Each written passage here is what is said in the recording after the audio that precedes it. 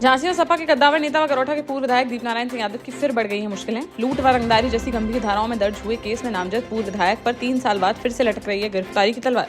उनके बेहद करीबी अशोक गोस्वामी को पुलिस ने सोमवार को 35,08,000 रुपए के साथ कर लिया गिरफ्तार। दीपक यादव पर शिकंजा कसने के लिए पुलिस नए सिरे से खंगाल रही है उनकी नामी और बेनामी संपत्तियां। अब तक जनपद में उनकी 28 संपत्तियों का चला है पता, जिसकी बाजार में करीब 58 करोड़ रुपए आंकी गई है कुल कीमत। पुलिस के अनुसार जल्द ही इन संपत्तियों पर भी की जाएगी कुर्की की कार्रवाई।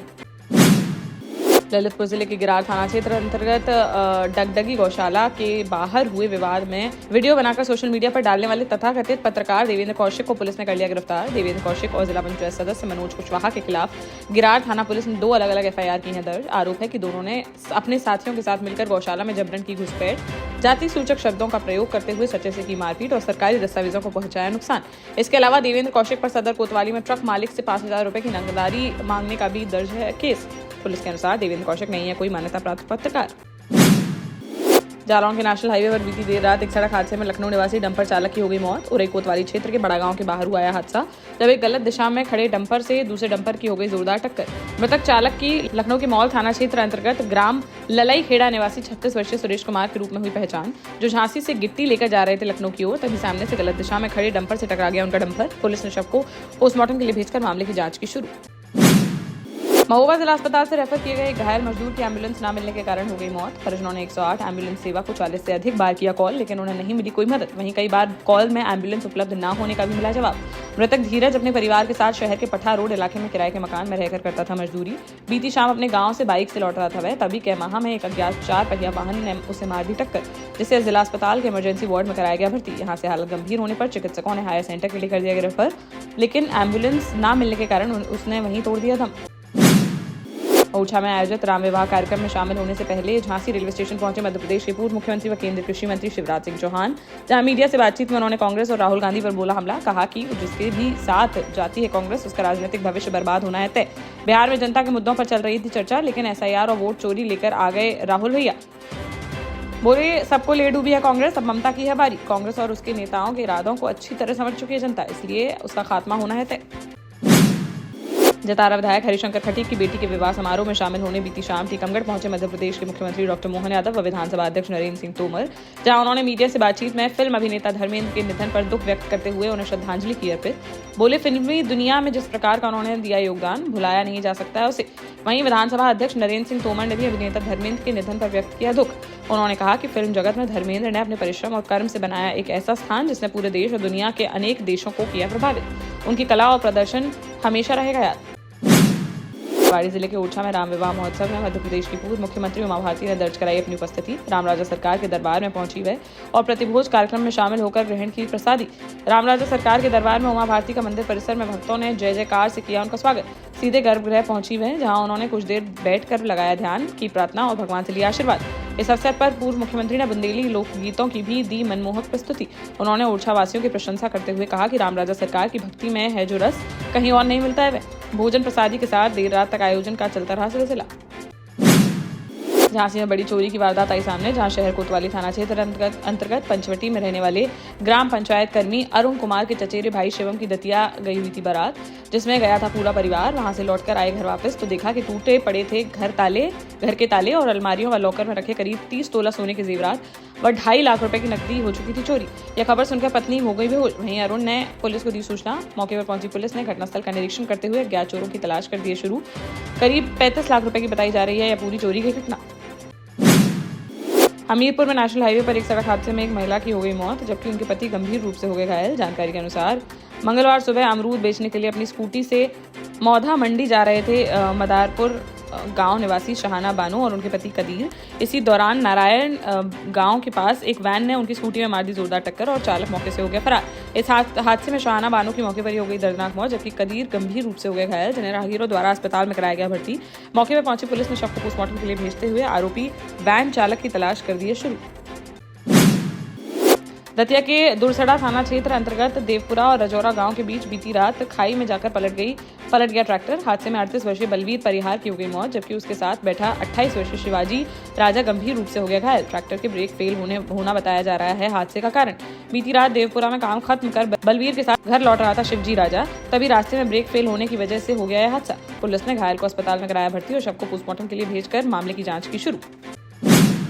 झांसी में मंगलवार को BHEL क्षेत्र के पास सड़क किनारे संदिग्ध परिस्थितियों में एक युवक का लावारिस हालत में पड़ा मिला शव। सूचना पर पहुंची पुलिस ने की जांच तो मृतक की बबीना थाना क्षेत्र निवासी जानकी कुशवाहा के रूप में हुई पहचान। मृतक के चचेरे भाई के अनुसार घर से पत्नी को यह कहकर निकला था जानकी कि वह काम पर जा रहा है वह, वहीं कमरे की चाबी पड़ोसी को देकर अपने मायके चली गई थी उसकी पत्नी। पुलिस अब मामले की कर रही है जाँच। पोस्टमार्टम रिपोर्ट आने के बाद ही मौत के असल कारणों का चल सकेगा पता। देश का जाना माना सैनफिन ग्रुप आपके लिए फिर लाया है झांसी में वास्तु के हिसाब से फ्लोर प्लान सहित एक शानदार टाउनशिप, जिसमें सुरक्षा की दृष्टि से CCTV, एक ही ग्रैंड गेट से एंट्री और एग्जिट, चौड़ी सड़कें, parking, car wash area, senior citizen and international fountain parks, swimming pool, gym, badminton, tennis आदि courts, school, hospital, shopping mart आदि कई सुविधाएं। इसीलिए तो हम झांसी में लोगों की पहली पसंद। 12 साल पहले अपने स्टार्टअप के साथ ही योग्य नेतृत्व, अनुभवी टीम और सक्षम सेंट्रलाइज और उत्तरदायी प्रबंधन के बल पर सबको घर गुणवत्ता के साथ समय पर घर की योजना के तहत सैनफिन समूह ने बहुत ही कम समय में 1500 से ज्यादा यूनिट्स को दिया है कब्जा। समय पर डिलीवरी से हमारे ग्राहकों में बड़ा है विश्वास और मिली है संतुष्टि। सैनफिन समूह ने बहुत कम समय में Sanfin Ashok city, green homes residency, green homes city, Sanfin Ashok valley, Delhi public school, Sanfin शाखा, केन सैनफिन अस्पताल सहित कई अन्य परियोजनाओं के साथ नई झांसी के निर्माण में स्थापित किया है एक बड़ा मुकाम। तो आप भी आज ही आइए अपने परिवार के साथ और कीजिए अपने सपने साकार। जालौन के SP डॉक्टर दुर्गेश कुमार ने जनसुनवाई के दौरान एक दिव्यांग बुजुर्ग की शिकायत सुनने के लिए अपने कार्यालय के बाहर आकर की मदद। उन्होंने महिला की आर्थिक सहायता की प्रदान, साथ ही संबंधित अधिकारियों को तत्काल कार्यवाही के दिए निर्देश।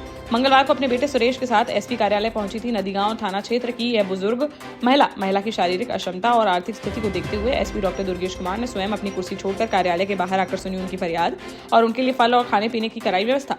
इसके बाद उन्होंने अपनी जेब से आर्थिक सहायता की प्रदान ताकि महिला को मिले तत्काल राहत। SP के इस कार्य की क्षेत्र में हो रही है काफी सराहना।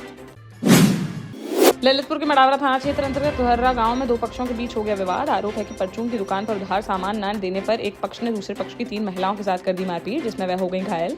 ग्राम लोहर्रा निवासी रेखा साहू ने बताया कि बीती शाम उनकी परचून की दुकान पर गुटखा उधार मांगने आए थे गाँव के कुछ लोग।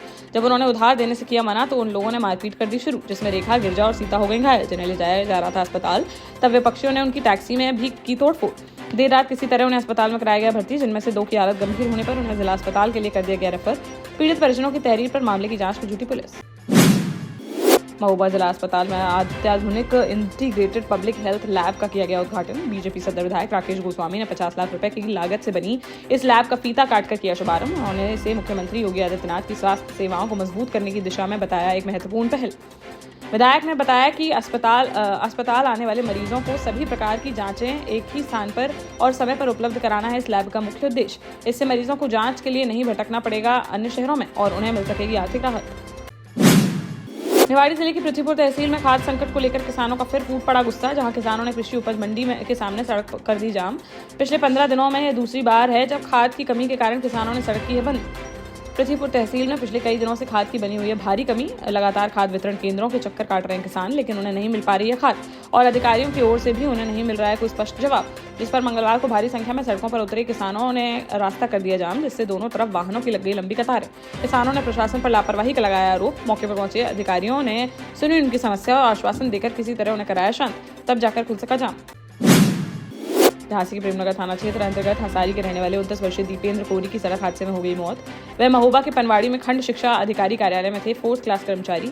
रविवार को दोस्त के साथ कार से कुलपहाड़ जा रहे थे वह, तभी पठारी कदीम गांव के पास बाइक से टकराकर सड़क किनारे गड्ढे में जा गिरी उनकी कार। हादसे में बाइक सवार एक युवक की मौके पर ही हो गई थी मौत, जबकि दीपेंद्र का झांसी में चल रहा था इलाज।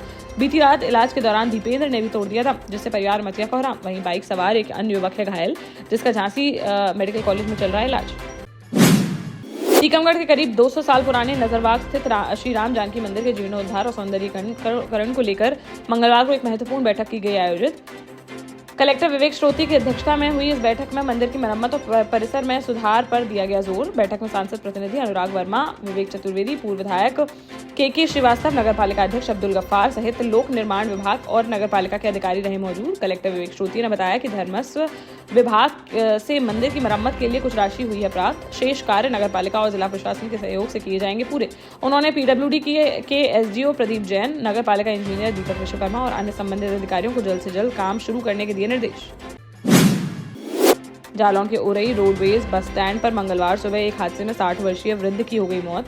जानकारी के अनुसार गोविंदास गुप्ता उरई रोडवेज बसों में सामान बेचने का करते थे काम। मंगलवार सुबह वे रोडवेज की एसी बस में बेच रहे थे सामान। बस से आगे बढ़ने पर जब उतरने लगे वे तो उनका फिसल गया पैर, जिससे बस के पहिए के नीचे आ गए वे और उनकी मौके पर ही हो गई दर्दनाक मौत। हादसे के बाद बस स्टैंड पर मच गई अफरा तफरी और बस चालक बस छोड़कर मौके से हो गया फरार। मौके पर पहुंची पुलिस ने शव को पोस्टमार्टम के लिए भेजकर आरोपी बस चालक की तलाश की शुरू।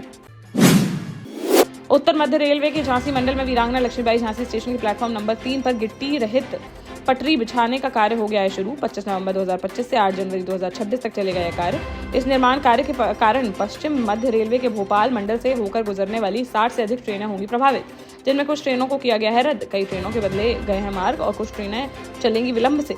रेलवे द्वारा जारी प्रेस नोट के अनुसार कुल 12 ट्रेनों को पूरी तरह से किया गया है निरस्त।